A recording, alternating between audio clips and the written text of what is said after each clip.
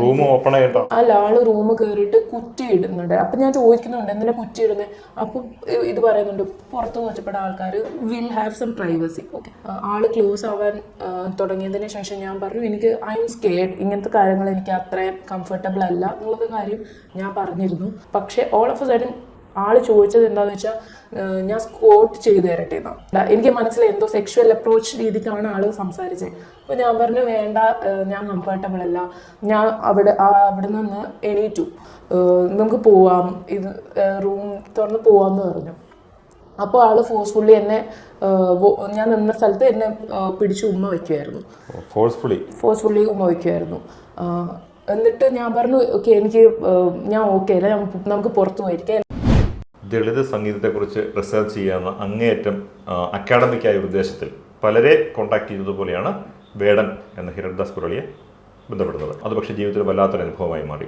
ഒടുവിൽ ആ വിഷയം തന്നെ ഉപേക്ഷിക്കേണ്ടി വന്നു. ആ അനുഭവത്തിലേക്ക് വരുന്നതിന് മുമ്പ് പറഞ്ഞു തുടങ്ങുമ്പോൾ ഞാൻ ആദ്യം ചോദിക്കുന്നത് 4 വർഷത്തിന് മുമ്പുണ്ടായ അനുഭവങ്ങളാണ്. എന്തുകൊണ്ട് ഇത്ര വൈകി ഇപ്പോൾ പറയുന്നു?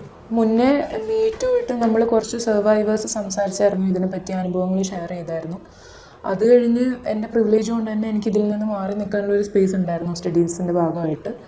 പിന്നെ എന്താണെന്ന് വെച്ചാൽ റീസെൻ്റ്ലി ഞാൻ സർവൈവേഴ്സിൻ്റെ അടുത്ത് സംസാരിച്ചു, ഇങ്ങനെ ഒരു ഡോക്യുമെൻ്റ് ചെയ്യുന്നുണ്ടെന്ന് സംസാരിച്ചപ്പോഴാണ് ഞാൻ അറിഞ്ഞത് അന്ന് ഹിരൺദാസ് മുരളി വേടൻ ഇതുകൊണ്ട് മീറ്റ് വന്നതിന് ശേഷവും അവസാനിപ്പിച്ചിട്ടില്ല, ഇപ്പോഴും തുടർന്നുകൊണ്ടേയിരിക്കുന്നുണ്ട്, പുതിയ സർവൈവേഴ്സ് ഉണ്ടായിക്കൊണ്ടിരിക്കുന്നുണ്ട്. അന്ന് ഈവൻ കേസിലാണെങ്കിൽ പോലും സൊസൈറ്റിയിൽ നിന്ന് വന്ന റിയാക്ഷൻസും അങ്ങനെയായിരുന്നു. അതായത് മാപ്പ് പറഞ്ഞു അവസാനിച്ചു എന്ന് കരുതി.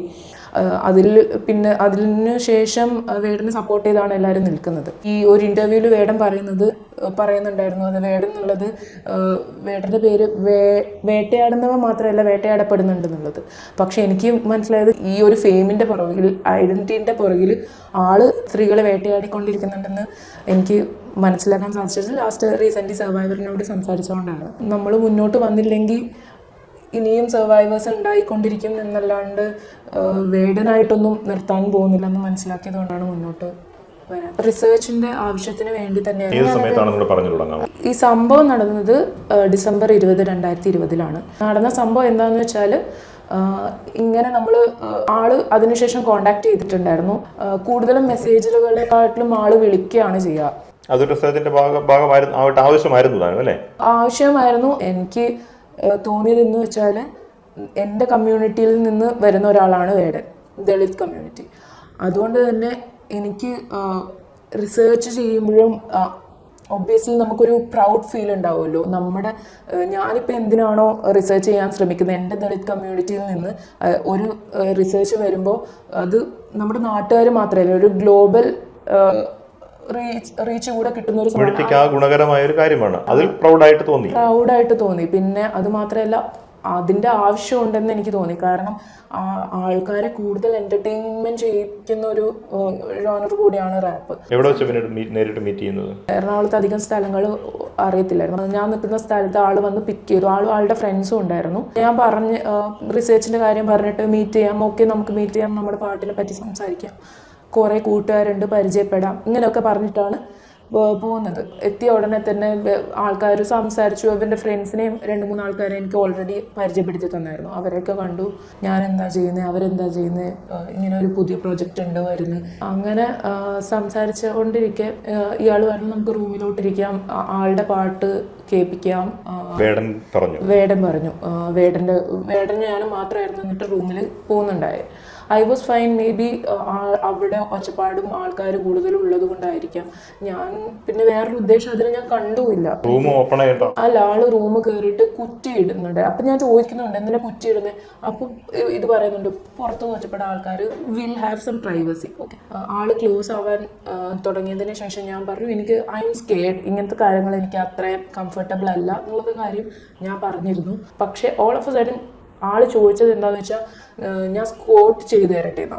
എനിക്ക് മനസ്സിലായി എന്തോ സെക്ഷുവൽ അപ്രോച്ച് രീതിക്കാണ് ആള് സംസാരിച്ചത്. അപ്പൊ ഞാൻ പറഞ്ഞു വേണ്ട, ഞാൻ കംഫർട്ടബിൾ അല്ല, ഞാൻ അവിടെ നിന്ന് എണീറ്റു, നമുക്ക് പോവാം, ഇത് റൂം തുറന്ന് പോവാന്ന് പറഞ്ഞു.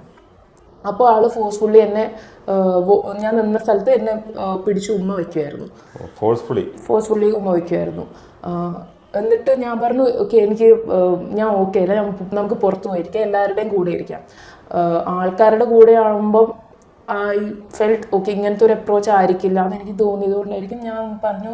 അത് കഴിഞ്ഞ് റൂം തുറന്ന് ആൾക്കാരുടെ കൂടെ ഇരുന്നു. പുറത്ത് ആരൊക്കെയോ വരുന്നുണ്ട്, കുറേ ഫ്രണ്ട്സ് വന്ന് പോകുന്നുണ്ട്, ഈവൻ ഗേൾസ് ആയാലും ബോയ്സ് ആയാലും വന്ന് പോകുന്നുണ്ട്. പ്രോജക്റ്റ് മുന്നോട്ട് കൊണ്ടുപോയോ? ഇല്ല ഞാനത് ഡ്രോപ്പ് ചെയ്തു. ഈ ഇൻസിഡന്റ് കൊണ്ട് തന്നെ ഇങ്ങനെയുള്ള ഒരു അനുഭവം ഉണ്ടാകുമ്പം ഇനിയും ഞാൻ പ്രൊജക്റ്റ് കംപ്ലീറ്റ് ചെയ്യണമെങ്കിൽ ഞാൻ ഇനിയും മീറ്റ് ചെയ്യണം, നമ്മൾ തമ്മിൽ കൂടുതൽ കോൺവെർസേഷൻ കൂടുതൽ എടുക്കണം.